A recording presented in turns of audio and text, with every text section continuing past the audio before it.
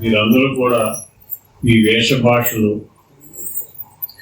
మన పిల్లలను ఉత్తేజపడే విధంగా ఏర్పాటు చేసుకున్నారు. ఉచిత స్కూల్ని ఏర్పాటు చేసి సేవా మార్గంతో నడవాలి అనే ఆలోచనతో స్కూల్ పెట్టడం వర్మ గారు చేసిన గొప్ప కార్యక్రమం.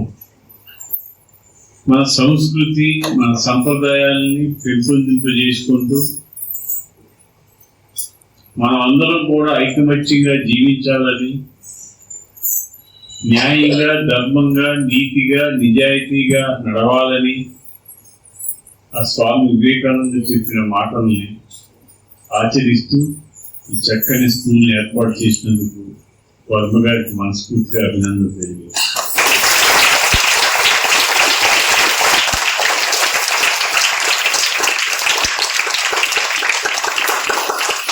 ఇప్పుడు ఎన్నో స్కూల్స్ వస్తున్నాయి. విద్యా సంస్థలు కాంపిటేటివ్ ఎగ్జామ్స్, వ్యాపార విద్య అనే పరిస్థితిలో ఉండగా అటువంటిది ఏమీ లేకుండా శాంతి, సహనం, దయ, కరుణ ఉండే విధంగా, ధర్మాన్ని నిలబెట్టే విధంగా, ఆ స్వామి వివేకానందని ఆశయాలు నెరవేర్చే విధంగా ఈ చక్కని స్కూల్ ఏర్పాటు చేసినందుకు, మరి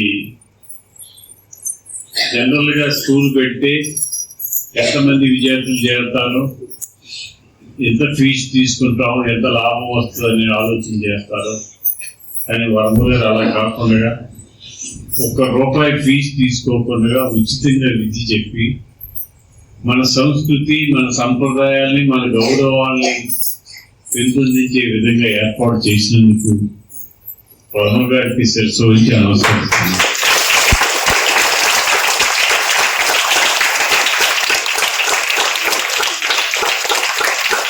రోజు రోజుకి దిగజారిపోతున్న మన సంస్కృతి సంప్రదాయాన్ని పైకి తీసుకువచ్చి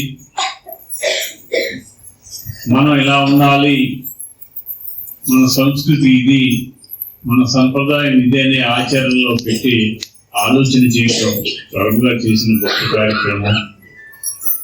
వారు ఇంత మంచి కార్యక్రమం, నేను వర్మ గారు స్వామి వివేకానంద స్కూల్ పెట్టారంటే ఏదో స్కూల్ పెట్టారులే అనుకున్నాను, కానీ ఇంత సంప్రదాయాలతోటి ఇంత డిసిప్లిన్గా పెట్టారని నేను చూసేవారికి కూడా తెలియలేదు. నాకు చూసిన తర్వాత చాలా సంతోషంగా ఉంది. ఇంత మన భారతదేశాన్ని మంచి మార్గంలో నడిపించడానికి, న్యాయాన్ని, ధర్మాన్ని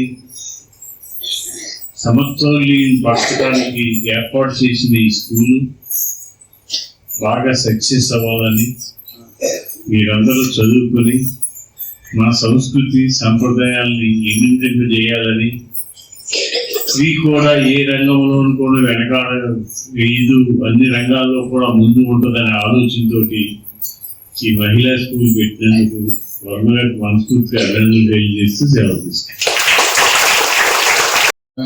జయంతి సందర్భంగా ఇచ్చేసిన రామాంజనేయులు గారికి ధన్యవాదాలు తెలుపుకుంటూ, ఈ స్కూలు పెట్టిన తర్వాత పేరెంట్స్ అందరూ అడుగుతూ ఉన్నారండి, మగపిల్లలు కూడా పెట్టాలి, హిందూ ధర్మం మీద ఇప్పుడు ఇబ్బందిగా ఉంటారు, ఆడపిల్లలు చాలా క్రమశిక్షణగా ఉంటున్నారు ఇంటికాడ ఉన్నప్పుడు అది నర్సింపురంలో సచివాలయం పక్కనే సైట్లో శంకుస్థాపన చేసేవాళ్ళు వర్క్ అవుతాను. నెక్స్ట్ అకాడమిక్ ఇయర్కి ఇదే స్థాయిలో మగపిల్లలు కూడా వివేకానంద విద్యాలయాన్ని పెట్టి పిల్లలు అది కూడా ప్రీ స్కూల్ కింద పెట్టాలని చెప్పి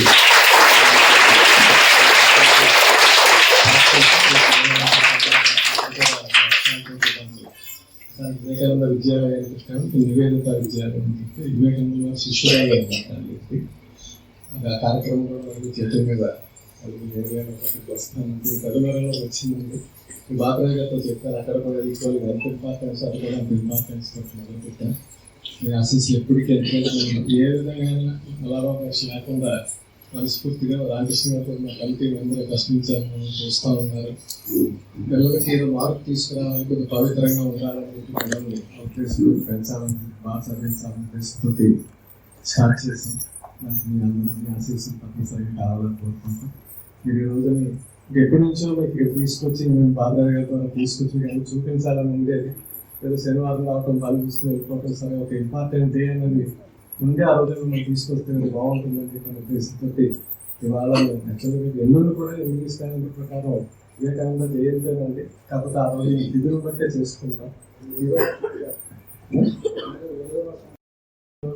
గవర్నమెంట్ చేస్తున్నారు, గవర్నమెంట్ ఆఫ్ ఇండియా. మనకి ఈరోజు కార్యక్రమం ఆధ్యాత్మికంగా వచ్చినందుకు బాలరాజు గారు కూడా వచ్చినందుకు కొంచెం ఆయనకి కూడా తీసుకొచ్చి మీ ద్వారా చాలా సంతోషం. ధన్యవాదాలు. నమస్తే.